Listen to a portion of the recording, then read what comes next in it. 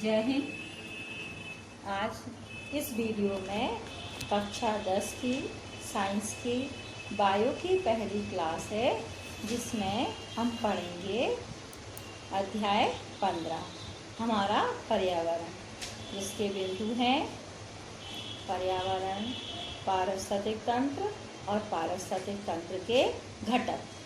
तो सबसे पहले हम देखते हैं पर्यावरण। तो पर्यावरण दो शब्द परिधन आवरण से मिलकर बना हुआ है, जिसका अर्थ होता है आच्छादित रहना या चारों ओर से घेरे रहना। अर्थात पर्यावरण उन बाहरी दशाओं का योग है जिसके अंतर्गत जीव और जीव समुदाय रहते हैं। इसे पर्यावरण कहते हैं। पर्यावरण के अंतर्गत आता है पारिस्थितिक तंत्र। तो पारिस्थितिक तंत्र में विभिन्न जीव आपस में मिलकर एक तंत्र का निर्माण करते हैं, जिसे पारिस्थितिक तंत्र कहते हैं। पारिस्थितिक तंत्र में विभिन्न प्रकार के सजीव आपस में अंतर संबंध से एक तंत्र का निर्माण करते हैं, जिसे पारिस्थितिक तंत्र कहते हैं। पारिस्थितिक तंत्र, इस शब्द को इसे अंग्रेजी में इकोसिस्टम भी कहते हैं। इस शब्द को सर्वप्रथम A.G. टेंसले ने सन 1935 में दिया और विज्ञान की वह शाखा जिसके अंतर्गत पारिस्थितिक तंत्र का अध्ययन किया जाता है, उसे पारिस्थितिकी कहते हैं। आगे पारिस्थितिक तंत्र के घटक।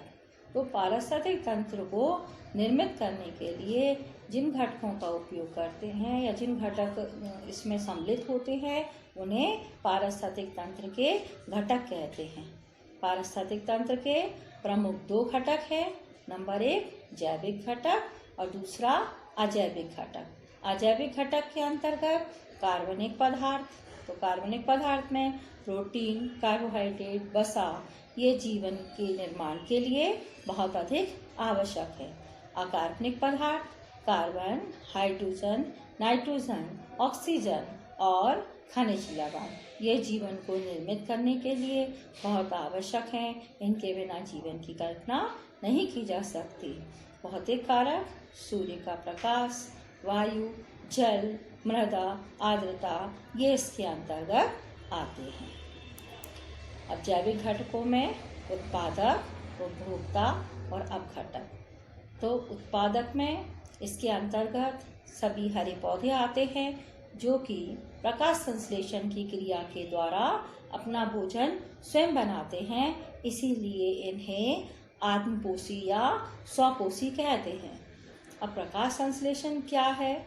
तो वह क्रिया जिसमें हरे पौधे सूर्य के प्रकाश की उपस्थिति में भूमि से अवशोषित जल, वायुमंडल में उपस्थित कार्बन डाइऑक्साइड की उपस्थिति में अपना भोजन कार्बोहाइड्रेट बनाते हैं। इस क्रिया को प्रकाश संश्लेषण कहते हैं। इस क्रिया में ऑक्सीजन गैस सह उत्पाद के रूप में निकलती है।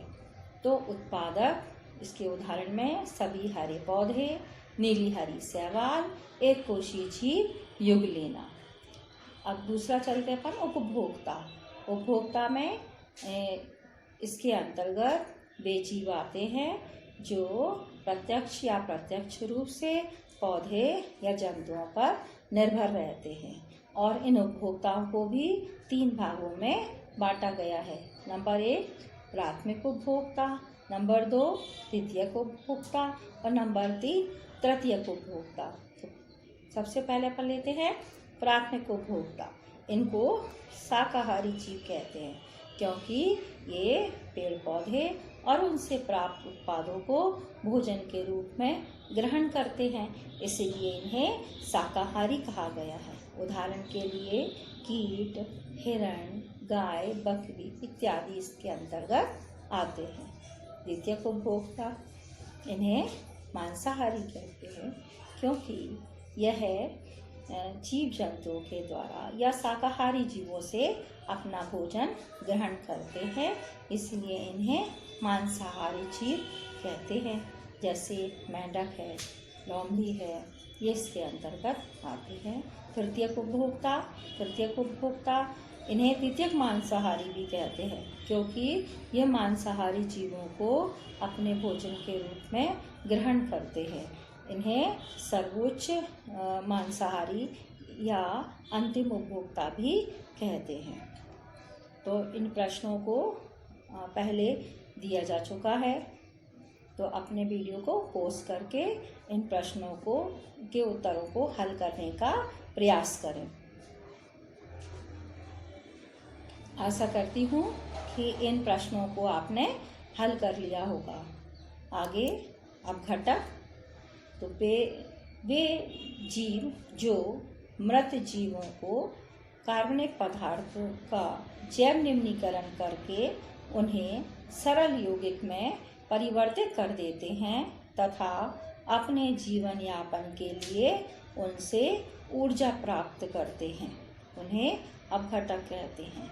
अपघटकों को भोजन ग्रहण करने के लिए कोई विशेष अंग नहीं होते हैं। ये कुछ विशेष प्रकार के रासायनिक पदार्थों का स्राव करते हैं जो इन मृत पदार्थों के जटिल पदार्थों को सरल पदार्थों में तोड़ देते हैं और ये उन्हें अवशोषित कर लेते हैं। कुछ पदार्थ वातावरण में चले जाते हैं और कुछ मृदा में ही शेष रह जाते हैं, जिन्हें कि पेड़ पौधों के द्वारा ग्रहण कर लिया जाता है। चूँकि ये अपघटक वातावरण को स्वच्छ बनाते हैं, इसीलिए इन्हें सफाई कर्मी के रूप में भी जाना जाता है।